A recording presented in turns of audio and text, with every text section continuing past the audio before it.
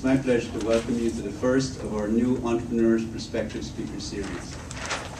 The Entrepreneurs Perspective program provides opportunities for us at USI to interact with entrepreneurs and explore connections between education and entrepreneurial outcomes. Today we are fortunate to have with us an Evansville native, Mr. Ken Thuerbach, entrepreneur and business executive whose interest and passion have led him to start and manage numerous successful companies across industries including oil and gas, airline, and real estate. During his career, Ken has been at the center of some remarkable developments. He was a pioneer in the handcrafted log home industry, creating the largest producer of authentic log structures in North America. He founded a software company that was a predecessor to PowerPoint, and another that was one of the first to link musical instruments to the personal computer. He was founder and principal in an international consulting firm specializing in business turnarounds in less developed countries. For 20 years, he's been associated with Babson College's Entrepreneurial Fellows Program, bringing together faculty members and practicing entrepreneurs to promote the integration of entrepreneurial skills into university curricula. He was recognized as National Entrepreneur of the Year by Beta Gamma Sigma, a business school honor society. He has been featured in Forbes, Fortune, Entrepreneur, and Success magazines and has appeared on CNBC and CNN. And his research findings on mindset have been written about in the Wall Street Journal. Ken graduated magna cum laude from the University of Denver and earned an MBA from Harvard University. In addition to corporate boards, he has served on the boards of governance for entrepreneurship centers, angel private capital networks, venture capital companies, and the National Entrepreneurial Education Foundation.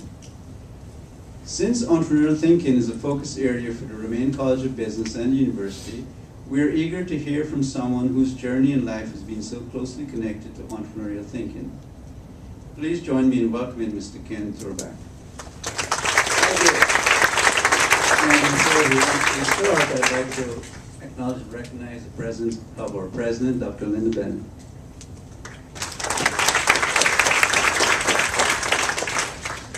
Thank you, Dean. You don't have any idea how much fun it is to be back in Evansville. Maybe some of you are from here. I went to Harper School, my alma mater, one of the elementary schools here. Great experiences, Boy Scout camp, YMCA camp, weekends on the Ohio. My family's here, and we had great outings and holidays together. And my parents' friends had a lot of influence on me, and I've never forgot it. So I really need to be thanking you for letting me come back.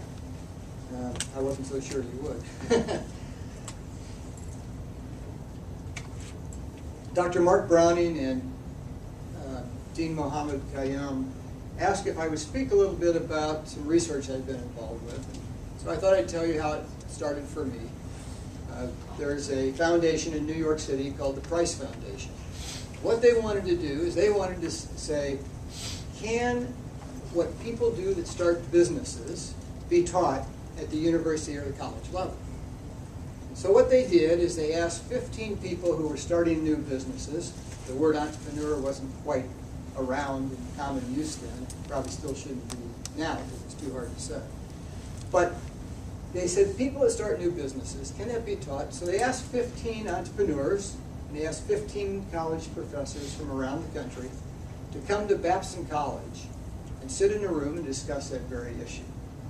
Now, I was, I think, 38 years old at the time, but I had started a handful of companies and had harvested a couple. So when I was asked to be one of those entrepreneurs, I said, sure, I'd love to do this. So we sat in a room for 3 days, and at the end of those 3 days, we decided that there was enough merit in what they were trying to do is to have them go into the next phase of their program. So what they did the following year is they brought 15 more entrepreneurs, 15 more professors from around the country, had them pick up where we left off, and then they asked us to come back and work with them. This model went on for 20 years, adding 30 people every year. Now the first 3 years we sat around and looked at each other and we said, can entrepreneurship be taught? The next number of years we designed curriculum and experimented with a number of different classes.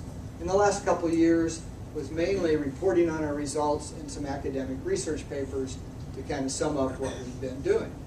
But around year 13 or so, I took a look at this and I said, you know, we're doing a great job. The accredited business schools around the country are now starting to teach a number of the courses that we've talked about. And we had even some wild courses like franchise entrepreneurship, we had family entrepreneurship, we had entrepreneurship, being an entrepreneur in a larger company.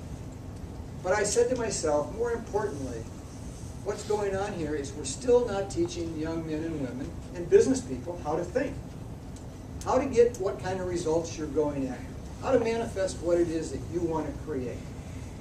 So I took some time off from my businesses. I stepped down from the number of boards I was on, some projects I was working on. And I, with the aid of 4 researchers and some clerical staff, we started looking at how does the human mind work? How does our brain work?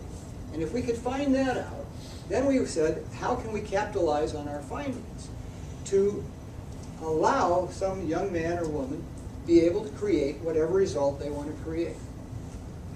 Now, this took us into some pretty interesting areas, and I'll just give you a sampling.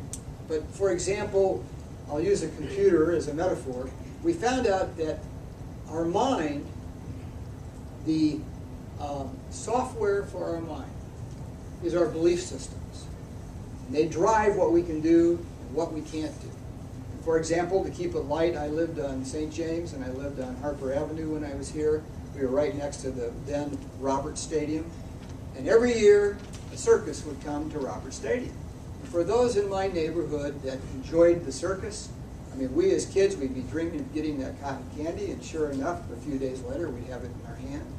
We would go buy tickets to go to the circus, and we would go over into the field, and we'd see the elephants and the tigers, and it was a great, joyous event for the family. Now, we also had people in the neighborhood that didn't like the circus. So what did they find?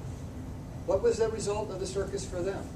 Traffic, noise, congestion, smell, and obviously they didn't take the action step of buying tickets. See, the same event, circus comes to Evansville, but totally different experience for the individuals based on belief systems. We also found something like that the mind, you have this data bank, your storage, to use a computer metaphor. How do you get things into your mind? The way you put things into your mind is through vocabulary, through language. You learn that certain words can be attached to certain events or certain objects. So if I go to Wolf's Barbecue and I say that meal was fantastic, I store that meal as fantastic, versus if I said that meal was okay. I put it in my mind, but now when I pull it back out, I'm going to have different actions, different feelings, and different circumstances in my life based on how I stored them. I said we use words. We do. We use words to put things into our mind. So if I ask you, think of the last time you were in a canoe. If you think about that, you learned that the word canoe describes this certain shaped boat. But when I ask you to recall from the mind, canoe, what do? You used a picture of a canoe. So we learned that the operating language of our mind was pictures. This led us into why visualization is important, how you create things by setting targets in your mind, how you picture. Also led us into understanding goals and targets. We also learned that the human mind is cybernetic. What that means is it puts a target, you put a target in your mind, and it'll get you to that target, but through trial and error. How many times do you let a small child try to walk when they're crawling? You give them 10 times and you cut them off? You say that's it? No more tries?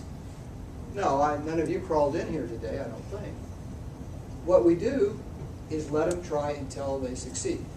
A lot of implications, if you're going to be an entrepreneur, for example, of how you deal with failure. Because failure is part of the process. You have to learn how to fail forward. And we said, well, how do we access this incredible computer we have? How do we get to this mind, and how do we use it? turns out the way we get to our mind, the way we access it, is not with a keyboard or a mouse. It's through the use of questions. So, if I ask, why do I always do so poorly on essay tests? My mind is going to answer that question. It's going to give me the reasons, but it's going to give me some feelings that probably aren't too strong. And it's not going to give me any action steps that I can improve in. Versus if I'd ask, what 3 things can I do to answer essay questions better? Now I feel empowered. I'm going to go out and I'm going to find some things I can do, and then the end result is my answers are going to be much better. So questions tell us how to feel, what resources we're going to use, and what results we're going to get. It's just that simple. Don't have time to get into these and a number of other findings, but what I would like to do this morning is to expose you to 2 of the starting points that we found on how it is that we can bring about whatever we want to bring into our life by using our mind. So I've asked a volunteer, almost a volunteer, I twisted his arm. If you'll come up, your name again is Trent. All right, so Trent's going to come up and he's going to be the scribe for us. And what I'm going to ask you to do is I would like for you to think of a successful person. Think of someone who's a high achiever, someone who's a peak performer. Somebody, a lot of times, if you can get somebody actually in mind, that helps, like a coach or a business person you know about, or a composite. But you want somebody that's out there, you know, full of vitality, somebody that's out there making things happen, somebody that makes you feel good when you're around him, but somebody that's out there as a peak performer. Can you give me some words, and Trent's going to help us. He's going to write these words down. Can you describe a high achiever, peak performer, this person that's out there making you feel good and making things happen? They are what? Anybody? Enthusiastic. Enthusiastic. Thank you, Trent. All right, we'll go over here. What else about this person? Anybody over here? Confident. They're confident. Good. Let's go to the other side of the room. How about over there? Energetic. Energetic. We got confident. We got energetic. Okay, anybody else? Ambitious. Okay, I think I heard optimistic. Yeah. I heard that. Optimistic. And what else? Ambitious. Ambitious. Great. Now we'll go for the bonus round. Those were the easy ones. Okay, what else? Persistent. Persistent. Perfect. All right, what else? Strong work ethic. Strong work ethic. Good, very good. Let's keep going. What else? Tenacious. Tenacious. We won't get Trent too far behind. Tenacious. Now I want you to notice, as a founder of a couple of computer companies, do you like my high-tech presentation today? All right, tenacious. What else? Driven. I heard driven. Okay. I'm going to go for a few more. Anybody? Passionate. Pardon? Passionate. Passionate. All right, we'll speed it up. What else? Friendly. Good. All right. What else? I'm going to drive this into the ground, but let's get a few more. Innovative. Ah, we even have classes in that, I think. All right, what else? Outgoing. Outgoing. Keep up with me, Trent. You all right? 6. Can I force 7 more of these out of you? 7 more. Well spoken. Well spoken. Great. Discipline. And discipline. 5 more. Thorough. Thorough. Okay. It's getting close. Triple bonus round. Visionary. Visionary. Positive. And 1 more. Open-minded. Open-minded. Great. Now, as the class scribe, I think we need a round of applause for Trent. Okay. That's good. Okay. Thank you, Trent. I'm going to come back to this. And unfortunately, I didn't ask Trent to write them a few to the page, so I'll have to read them to you in a minute, but that's fine. When beginning our research, the question I proposed was, why is it we can start with two individuals? Let's give them the same identical background. Let's say the same initial education, the same family structure. Let's make them, child number 2, whatever. Give them the same IQ, same economic and social upbringing. Why is it that one of those individuals will become president of a company or go out and start new businesses, while the other, with the same starting background, will end up on a production line, or worse, jump from job to job over their life of working? Why is it that one person becomes a supporter of the community, they support education, they might support the arts, while this other person never walks into a museum or never gets involved in a community fundraising drive? Why is it that some people have numerous credits? They become great employees, they become team members, they become business leaders. Why do some people have more friends? Financial stability, better health. Amazingly, as we looked, we found the answers. We found over 100 years of studies telling us the answers to that question. And what we found was that success or excellence, the ability to create desired results in any field, it's not a mystery. It's not accidental.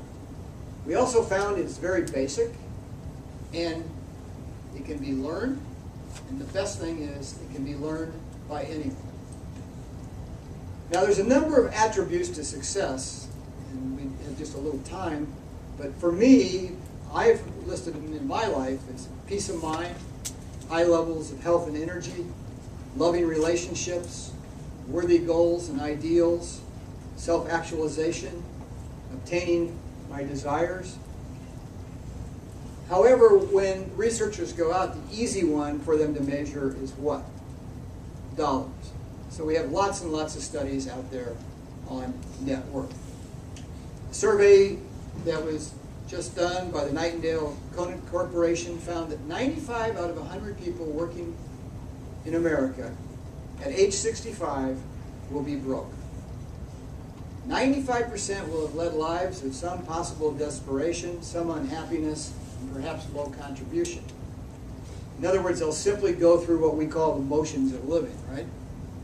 Now, statistically, they find that 82 out of 100 will be totally broke, depending on the government subsidies, to make it through the rest of their life. 13 more are going to have enough money to keep their lifestyle if it's supplemented by their pension or by Social Security. So that leaves 5 out of 100 who could make it on their own after age 65. These percentages hold true also in these other fields that I talked about. 5% of the people have great relationships. A number of others have good relationships, and the majority don't do so well. Same with peace of mind, same with all these different factors. Now, combining that statistic with the recent documented educational research that shows us that the shelf life of knowledge is diminishing at the rate of 20% per year. In other words, other than the basics like reading and vocabulary and math, 20% of what you learn today is going to be obsolete as each year passes. So about 80% will still be applicable next year, and then 64%, and on and on. Now, when I was in Evansville, there was a $2 billion a year industry that my generation supported like crazy. And a few years later, it was totally gone. The making of 45 RPM vinyl records. And I had a cousin here that taught at Wrights High School. He taught auto mechanics. He would teach students about carburetors on cars. But he wouldn't be doing that today because there hasn't been a carburetor put on a car in America since the year 1990. And when I went through my MBA program, we had to do all of our math on a slide rule. Now, I could have become the best slide rule expert in the world. But what would that have done for my success? How would that have helped me? Well, I know not a lot because most of you in this room have never seen a slide rule. But I'll help you out. The slide rule is a predecessor to the calculator, which was the predecessor to the computer, which was the predecessor to Siri. With knowledge and skill sets becoming out of date so quickly, we realized the answers we were looking for is not going to be a series of whats. What do you have to know? You know, what do you need to know to make a record, fix a carburetor? No, success is not what's in the world at the time you go through school. With the aid of 4 research assistants in a period of 2 years, we found that there are disciplines, and there are attributes, and there are definitely techniques that can capitalize on the architecture of the mind, and they can be taught. And when you learn these, it will put any young woman or man into that top 5%. It has to do with how. How do you approach the world? How do you think? Not what. That's constantly changing. Now, it's very interdisciplinary research because although I came at it from a business perspective, we found ourselves having to go and incorporate findings from philosophy and medicine, metaphysics and physiology and literature and communications, psychology, as well as business research. Our research came about because of finding hundreds of studies like those of Charles Garfield. He was a researcher, and he's the author of a couple books, Peak Performance and Peak Performers. And after 25 years of studying this issue, he concluded that being successful is going to be a matter of nurture, not nature. His work concluded that success is going to be a result of how a person approaches life, not a result of some inborn mental capacity or some initial skill sets. His research shows that success is a matter of doing, not having. It's a result of creating actions. It's a result of mindset, not initial financial resources or contacts that you might have when you start. Bottom line, peak performers are going to be self-made. They're not born. And those studies were consistent with all the studies we looked at from all the different disciplines. We also found out that high achievers are not necessarily brighter. They're not necessarily more gifted. And they definitely don't always come from favored backgrounds. It's not what we've been led to believe, is it? But it's conclusive when you look at the studies. It's also conclusive when you look at the individuals around you who you know are successful. In fact, do you know that researchers have never been able to find any solid predictive attributes that if a person has this, then they're going to be successful? In other words, if they have this specific background, then we know they're going to be successful. Or if they have this IQ, we know they're going to be successful. If they have this upbringing, if they have this hair color, or if they don't have any hair, whatever. They have not been able to find those attributes that will predict success. Well, Harvard University spent $3 million trying to see if they could find some predictive attributes for who's going to be successful. Why would a school want to do that? Who am I going to admit into my school, right? If I can find out what's going to make someone successful, that's what I'll do. Now, don't get me wrong. They definitely found a correlation between education and financial success. And there is some correlations, a little less, on how well people do in relationships and things like that with education. And there's some good information on the business school website about that. But what I'm talking about here is starting with 2 individuals with the exact same background. Now, are grades going to tell us how they do? No. Are our GMAT scores or SAT scores going to tell us? Not necessarily.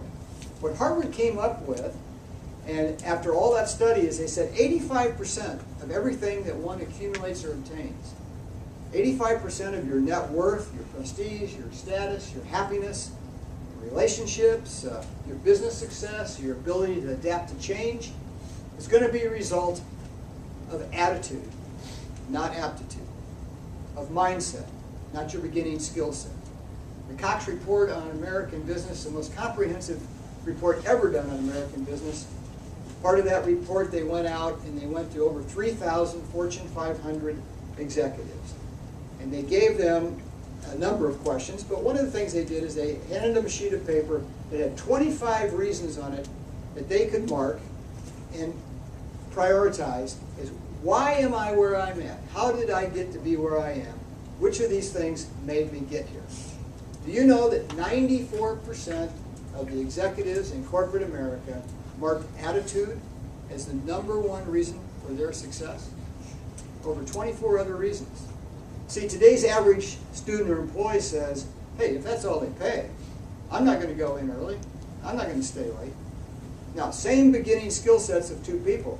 Will that change versus the person that says, I don't care what they pay, I'm going to go in early, I'm going to stay late, I'm going to learn how to do that job better? Big difference. Same starting point. The Harvard Business School, which was very interested in this study that the college did across the river, so they sent questionnaires out to their students that were 10 to 30 years out. And they wanted to determine, can we look at our records and see that we could have predicted who was successful? They had a little bit easier way to do it because they were all business people. When they got all this stuff back, what they discovered, no statistical correlations. What they discovered, the same thing the first study discovered, is it's how you're going to use your mind. So what they did is they changed their whole application. And if any of you happen to be applying in 2 or 3 years to the Harvard Business School, what you're going to get on the application is basically a series of open-ended essay questions. And they have trained readers that are going to look at what is the mindset of the young man or young woman that's coming into the school. And they're going to use that and weigh that as much as a lot of other factors. So, I ask you to describe a successful, high-achieving person. And if what you told me about this person has to do with skill set, I'm going to put an S by it. If it has to do with mindset, I'm going to put an A, aptitude of the mind, or attitude of the mind. Now, I'm sorry that we wrote these so small on this session, but I'll read it to you. So help me out. Being enthusiastic, is that a skill set or an attitude? Okay, good. Everybody's aware. Confident, attitude. Energetic, driven, passionate. Am I going too fast for anybody? All right, let's complete this. Friendly, attitude. Well-spoken. I'm going to just, for the heck of it, let's give that a half skill and a half attitude. Visionary, attitude. Positive, attitude. All right? Optimistic, ambitious. Thanks for helping. Persistent, strong work ethic. Tenacious, innovative. We've got some classes in that, so let's give that an S. They can learn some of that. Outgoing, attitude, and discipline, attitude. All right.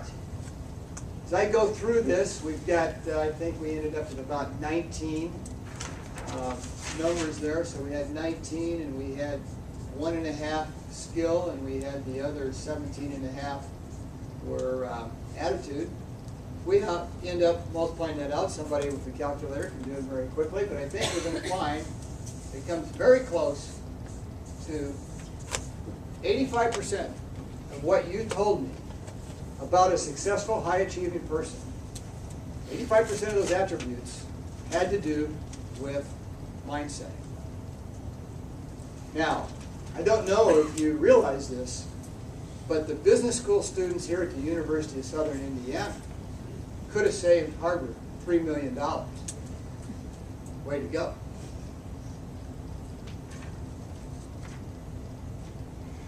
Another one of the starting points for becoming a successful performer, and that's a tagline that's on one of your websites here at the business school, becoming a successful performer, is for the individual to understand and accept accountability. Self-accountability is a foundation principle that we found that is very necessary regardless of what the endeavor is. This principle means that you must accept, without reservation, that you are where you are, you have in your life what you have, you're in the circumstances and the relationships that you're in. Where you find yourself is because of one factor. What is that one factor? You. And I know this principle is very hard to assimilate and understand at first, but it's how our mind works. It's how we kick it off. It's how we get it started. Everything you're ever going to be is up to you. And even harder to accept is, at first blush, is this corollary to the principle. You are where you are today because that's where you've chosen to be. Now, I know what you're saying. Hey, KT, no, you're wrong. You're wrong. I didn't choose my upbringing. I didn't choose to be an abused child. I didn't choose my economic status. I didn't choose where my parents live. But neither did Oprah Winfrey, who had all of those against her. And she's listed in Forbes 400. She's the highest paid person on TV, black, white, male, or female.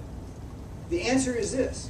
Once you're over the age of 18, and those of you in this room I know are, you have full control to choose how you want to respond to any past circumstances that have happened to you.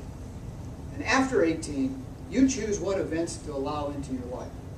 If something is not of your choosing, you choose how to respond to that event. The principle of self-accountability states that you're always free to choose your thoughts, or your actions, or your reactions, or your inaction. Your life today is the total sum of your choices, how you've used your mind. See, we choose where to be, don't we? We choose how to act, what to say, what to do at any given moment. We choose who to be with, what to concentrate on, what to believe, when to resist, when to follow, when to lead. And it's very interesting because you cannot not choose. Because not choosing is what? It's a choice. And research shows us that the locality of control, or locus of control, as some studies call it, for a peak performer is internal, not external. In other words, a successful person takes control of their thoughts and their actions. And they do not let external circumstances create their environment.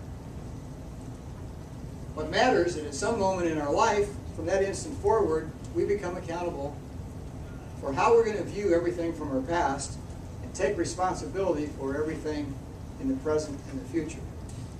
One thing we need to do is give up excuses. It's not easy, because when you cast yourself free of excuses, all of a sudden you're kind of completely alone and you're vulnerable. However, once you start this process, you quickly come upon the realization that now you're free to do anything you want. You can design your life. There's nothing holding you back. Truth is, the way the world operates, it seems there's two things: excuses and results. And successful individuals realize that excuses don't count. The majority of the people, unfortunately, they're waiting for someone or some circumstance to bring success to them. But I can tell you that no one's going to be sitting in their dorm room and have somebody knock on the door and reach out their hand and say, "Hi, we just made you manager of the Midwest region for Apple computers." No, life doesn't happen that way. And life, unfortunately or fortunately, because I'll give you the key here, life is not being at the right place at the right time. I know a lot of us think that. Here's what it is. It's putting yourself in the right place at the right time. Now, two of the most common excuses I'm hearing these days are the economy and the political scene. So, I wanted to read to you an excerpt from Harper's Magazine. Quote, "It is a gloomy moment in the history of our country. Not in the lifetime of most men has there been so much uncertainty in the world and deep apprehension. The domestic situation is chaos. Prices are so high as to be utterly impossible. The political scene bubbles with uncertainty. Russia hangs, as usual, like a black cloud silent upon the horizon." End quote. Sound familiar? Does it sound like we might have some excuses for what's happening to us personally? Well, I understand, because I'm quoting from an article written in the October issue of Hartford. October 1857. See, some things never change, like the excuses people want to use when they want to avoid accountability. In slogan form, some of you have heard it, 10 two-letter words. If it's to be, it's up to me. And this allows us to capitalize on what we found to be part of the architecture of the mind.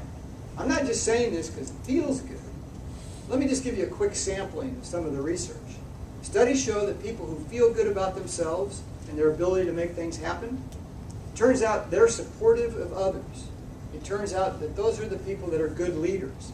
It turns out those people are forward thinking. All traits of a peak performer. Abraham Maslow, some of you remember the hierarchy of needs. What you don't probably remember is he found that self-accountability was the distinguishing trait of those people that are on the top of his pyramid, the fully functioning, self-actualizing, peace of mind individual. Again, traits of a successful person. Self-esteem studies show that those who are accountable have painful feelings pass quickly. What does a good entrepreneur do? Take the hit and move on. You can pick yourself up, start over with high self-esteem. They also show that people that have high self-esteem have enthusiasm. Other studies show they have a strong sense of purpose. Other studies show they become adventuresome. All traits of the high achiever. Prescott Lockey, the guy that coined the term comfort zone, found out that broad comfort zones, people that have broad comfort zones, are more poised, they're more confident, and they feel less stress. And when we reviewed the area of health and medicine, it was very interesting. There's a number of studies out there. But people who are accountable have better mental health. And they actually test with better immune systems. And for those of you who've had a little experience, how often is the owner of a company sick compared to someone on the production line? Research and the studies show that when someone accepts this accountability, I'm talking about what happens is you gain control. Because if you're going to have somebody else or someone else responsible for you, then you've given up your control. And if you give up control, you obviously give up freedom. Freedom to choose the conditions you want to bring into your life. Now, I could go on and on about additional findings, but let me give you one that's not from research, but it's from my personal experience and my observation, being an entrepreneur and one who's been involved heavily in venture capital. When you take accountability, other people all of a sudden show up because they're willing to lend a hand. I mean, who wants to help somebody who doesn't want to help themselves? So that we have some time for questions, let me just end this little introduction by saying, or by quoting from Nobel Prize winner George Bernard Shaw. He said it straight on in his autobiography, quote, "People are always blaming circumstances for what they are. I don't believe in circumstances. People who get on in this world are people who get up and look for the circumstances they want. And if they can't find them, they make them." What a great operating statement. If you can't find it, make it. That's a mindset. That's how you begin. That's minding your results. All right, I don't expect anybody to clap because I just kicked you. That's all right. So I want to open this up to any questions that you may have about what I have said or what I didn't say, or continuing questions from some of the students I worked with earlier this morning. Anybody? Any questions? You got someone on stage that can talk to you? Any questions about being an entrepreneur? Something I said? Yes. And I'll try to repeat the question because we don't have a mic for you. A lot of traits that include the attitude, but I feel failure part of the attitude, or that just how much does failure help? How much does failure help attitude? failure is a big part, but once you understand how the mind works, you realize that you can't really get there without failing. It's like trying to learn how to walk. Don't go into the pool until you know how to swim. It's tough. So the attitude, absolutely, once you start realizing that you can fail forward, that that's how you're going to get there, it actually gets to be pretty fun. I mean, sometimes it's a hit, but it's okay, because I know I'm just that much closer. I mean, I'm sure a lot of you heard the old story about Thomas Edison, and the reporter asked him, he had 5,000 tries to invent the light bulb. He said, you poor guy. He said, how can you still be doing this? You've had 5,000 failures. He says, no, I now know 5,000 ways that don't work. It's an attitude. Yes, good question. Anybody? Yes, great. When you wanted to start a business or a company, what was your first step? What was the first thing? When I wanted to start a business or company, what was the first thing I did? I think, in my mind, and I think for my success, is I feel that there's a lot of wrong reasons to start businesses. The right reason, and what's worked for me all along, is to try to fulfill a need, try to make a contribution in some area that is going to solve a problem. And you look at that, and I think it's very important that you know that, again, the way the mind works, if you know what that is, what that target is, don't worry so much about the resources that you need to start. In other words, the problem that most of us will have is, well, I can't do that. I don't have the money, or I don't have the plant, or I don't know if plastic will make this product, if I can mold it the right way. Instead of going at it that way, think about what need I can fill, get the target, and lo and behold, again, because the mind works, the mind starts searching out, and it starts finding things in your environment. You're talking to somebody here, and they say, well, I've got an uncle that would love to invest some money with you, and all of a sudden the money appears. You say, well, I know a guy that has a plastics plant, and he'll tell us if we can do this. So instead of trying to line up all the resources and move, it's kind of like ready, fire, aim, because you need that feedback. So that's how I go about it. Yes? Yes? We're talking about the open response portion to the Harvard application process. Uh-huh. How did you sell yourself to Harvard? At the time, I didn't know. But I guess, fortunately, I did. I went there when the application was just a little bit different, but we probably had 20 pages of 20 typewritten pages to answer, and I had done some things in college and started a couple of little things, and so they probably got to see that. But I just filled it out, and I was honest.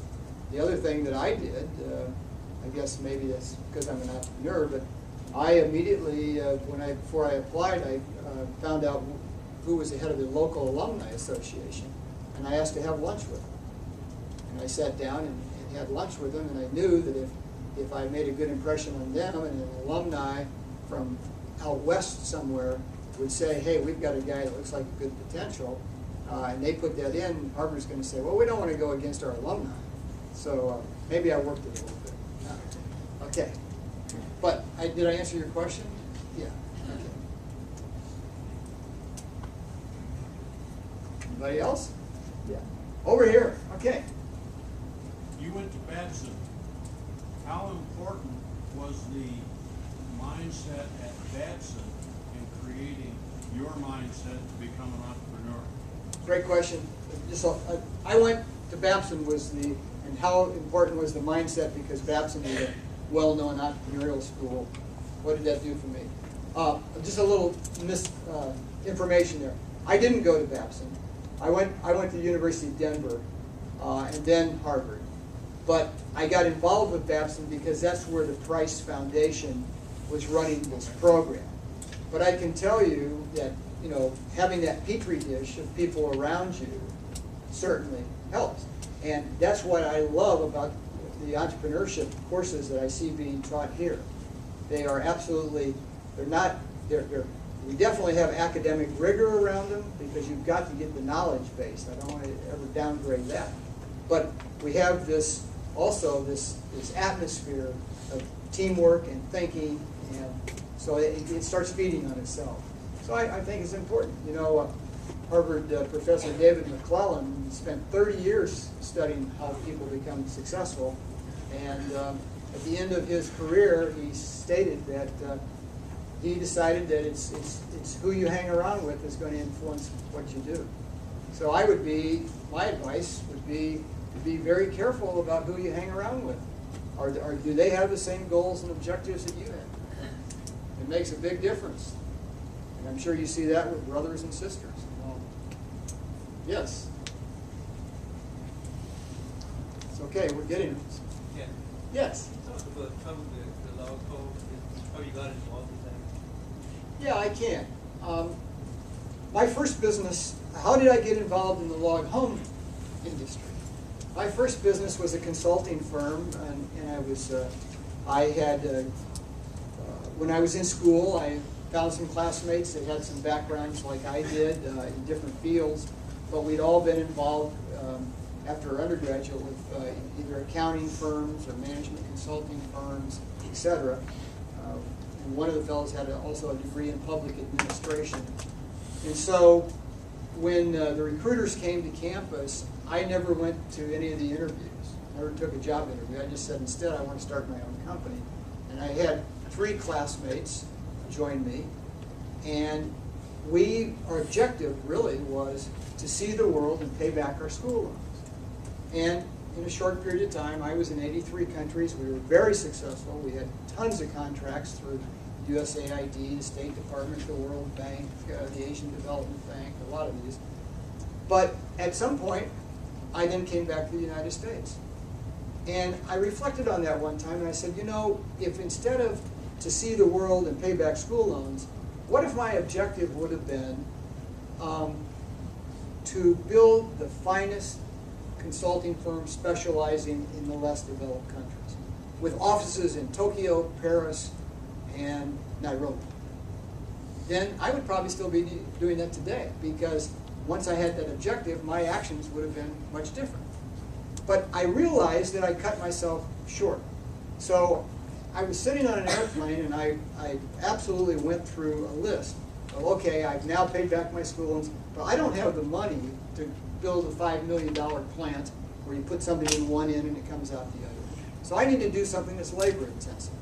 And I said, I like the West. My lifestyle is such that I want to be able to wear Levi's to work. So I just wrote these things down, not knowing. Then what happened is I read an article, a one-page article, that there would be no one left in America that knew how to build authentic log structures by the year 1990.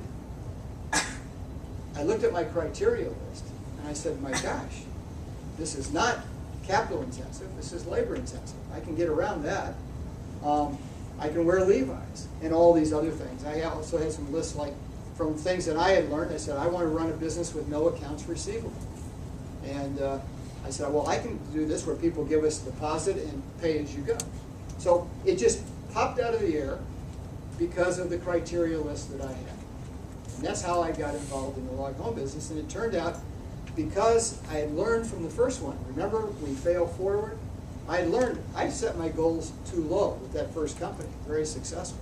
But I set them too low. So when I did the log home company, I said, we're going to be the premier handcrafted log home company in North America.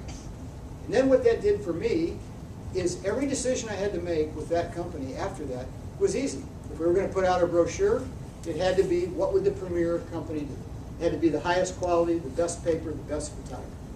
If we were going to have a client visit, how would you treat that client? The same way that Mercedes is going to treat their client. So I just made it all easy, and that's how I got involved.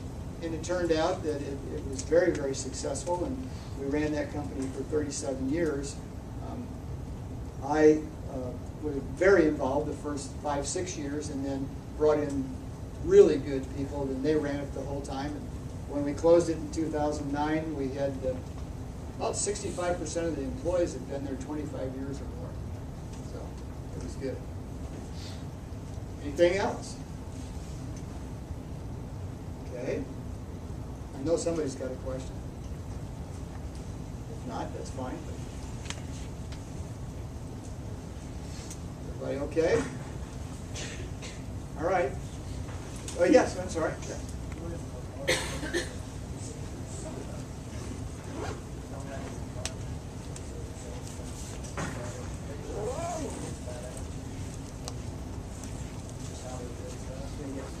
Why do I think people have gotten in the predicament that they have?